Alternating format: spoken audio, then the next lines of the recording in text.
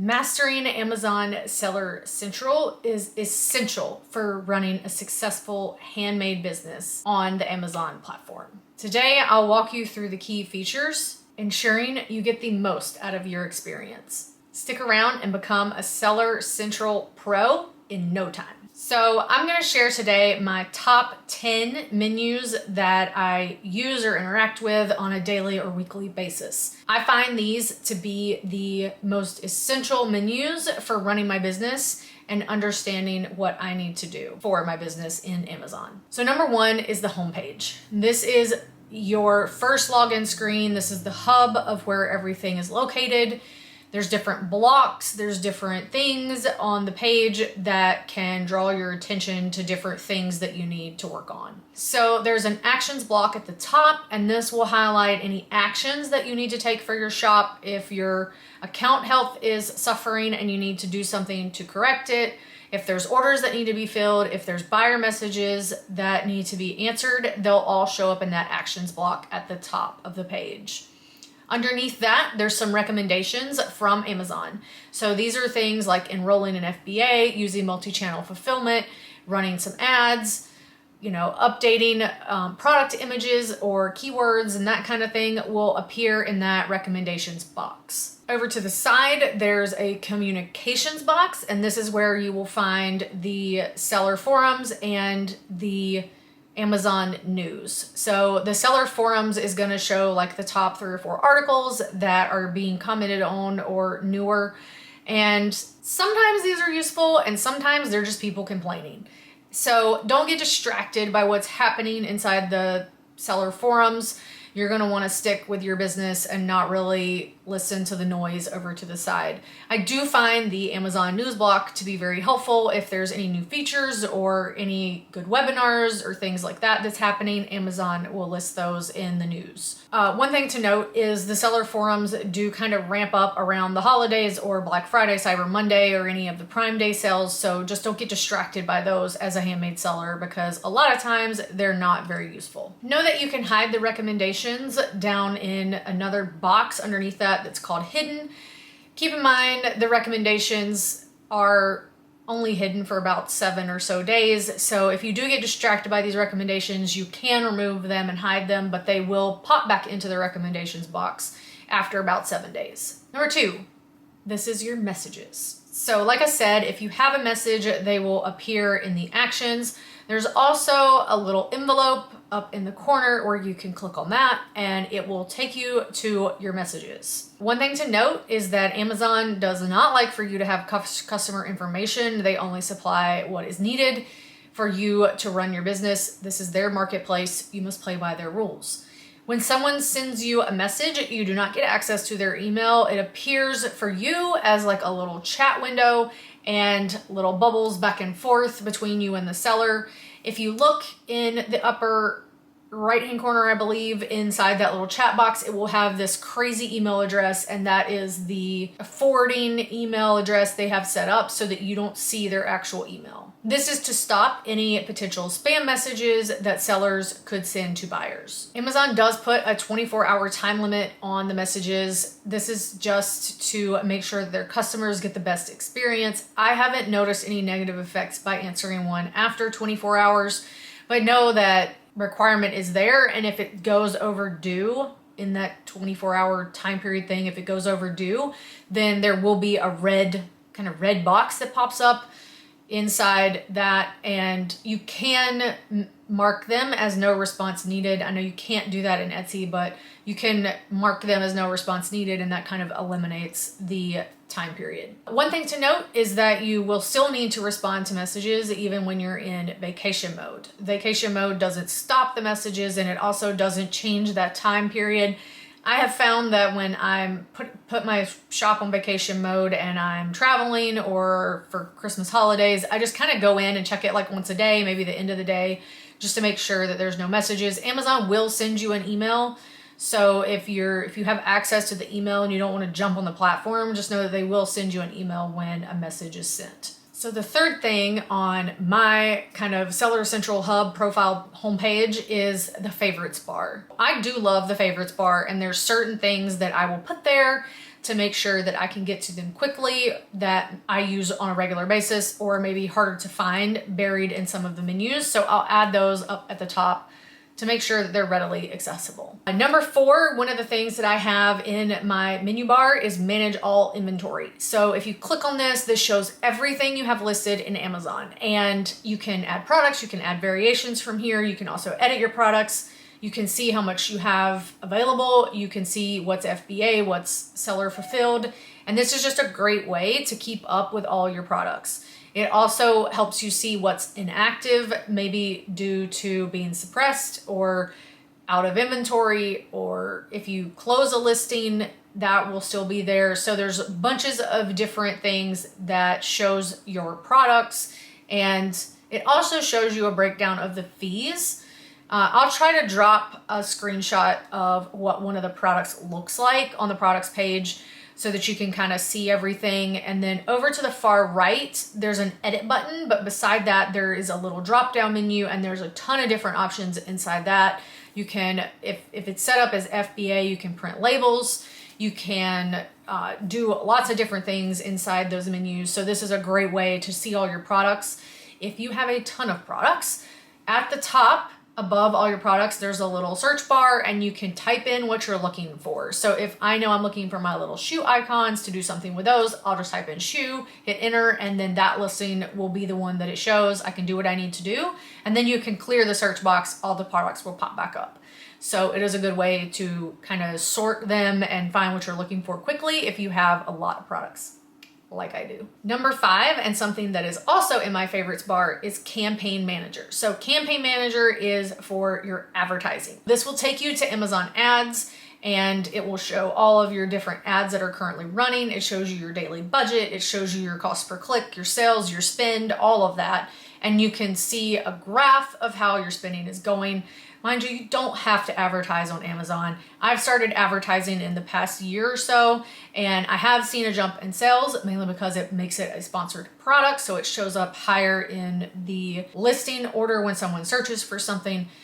But you don't have to advertise, and this is something I recently started doing as I understood more about Amazon. Number 6, and something else that's in my little favorites bar, is the A+ Content Manager. So the A+ content is available if you are brand registered, which as a handmade seller, you should be.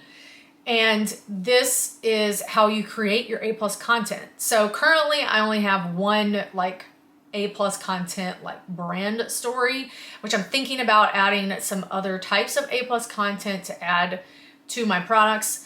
This is the information that you see down below under the item listing. When you scroll down, before you get to the reviews, there can be this long section for the product description.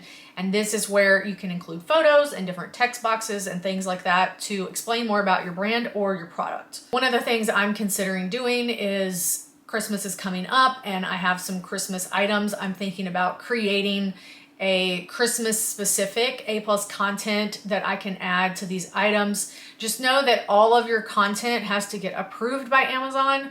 So you want to create it far enough ahead of time that you've got time to get the approval so that it can be published when people need to see it. So if you're going to create something specifically for a certain sale, like Prime Day, you're going to want to make sure you've got it in way ahead of time so that it gets approved.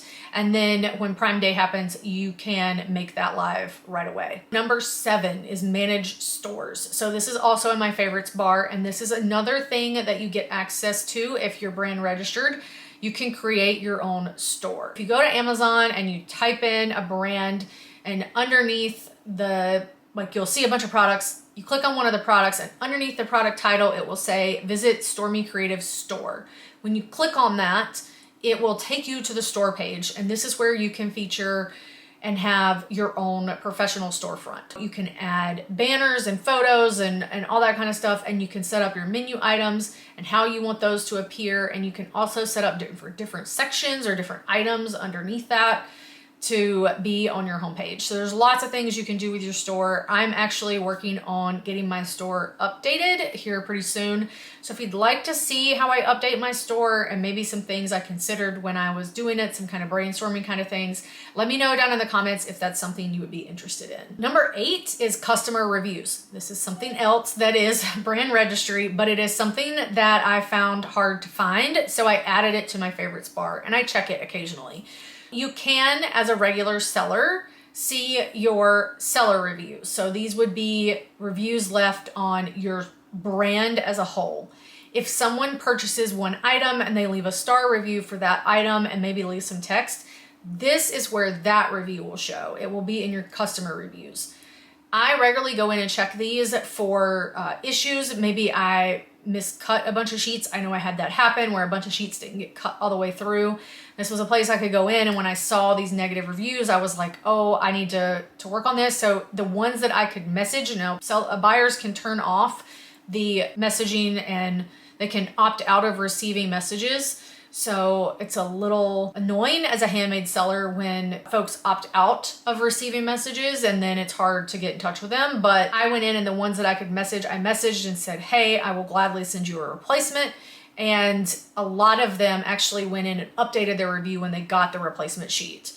And the reviews were great after that. So this is just something else to keep an eye on if you have a lot of products in your store. The other thing that I will look for is maybe packaging problems. If something comes wet and it ruined the sticker sheet, or new product ideas. A lot of times people will purchase and they're like, well, I love these, but... So that gives me an idea of how I can either improve the product or create something totally new. So it's just something to keep an eye on when you're selling on the Amazon platform is those star reviews, because a lot of people look at those when they go to purchase an item. I know I do. Number 9 is just titled dashboard. This I put in my favorites bar, and this is actually your FBA dashboard. I don't know why it doesn't say FBA. It's kind of annoying because it just says dashboard. If you're just looking at it from the outside, it looks kind of odd, but this is where all your FBA information is. It shows your IPI score, your sell-through rates, the products that Amazon's recommending to enroll into FBA. It shows a lot of information. And then underneath that, there's other menus at the top that you can get to.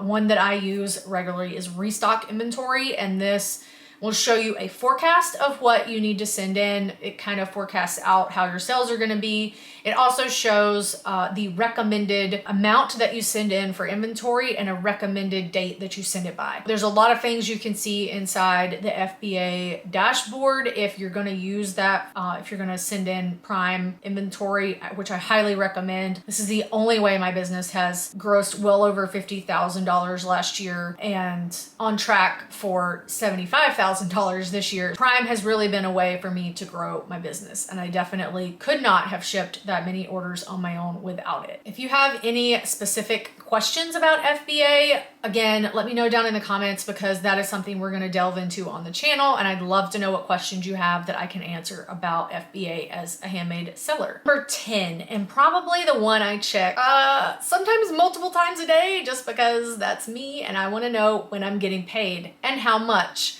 On the side, there's a menu item called reports, and then underneath reports is payments. This shows not only how much you're getting paid and when, but you can also request an early payment if you're needing cash and there's some cash available. You can request a deposit or withdrawal or whatever they call it. You can request for them to disperse money to your bank account. Below that, there is some information that is nice to have. It talks about net proceeds. It shows your statement timeline, which is typically about a couple of weeks, and it will show the breakdown of your sales and your shipping credits, and then underneath that, it will show expenses. So fees, advertising, shipping costs, all that kind of stuff will show underneath that, and it shows it as kind of like a greenish blue color and red. So it's pretty easy to keep up with how much is coming out of your account for the Amazon expenses and how much you're actually making. So Amazon does typically send payments in 2-week increments. Like I said, you can always request it earlier. Know that when you request the money, then that next payment will jump 2 weeks from the date you requested. So if I request money today, it would jump to 2 weeks, even if my next payment date before I requested money was listed as tomorrow, then it will change and update based on when you requested the payment. You can request it more often. If there's funds available, you can request as often as you like.